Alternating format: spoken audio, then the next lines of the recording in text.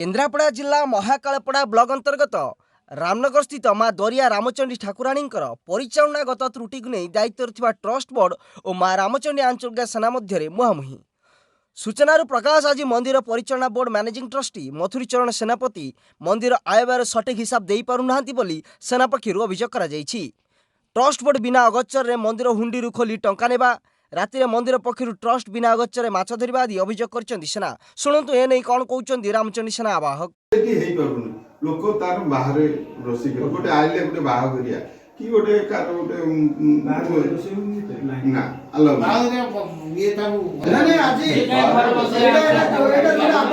नियम नुहे 70-80 लाख टका आत्मसात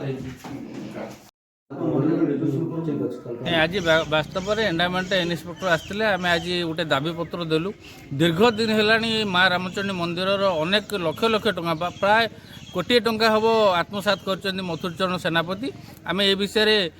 मानवर कमिशनर को दाबीपत्र देलु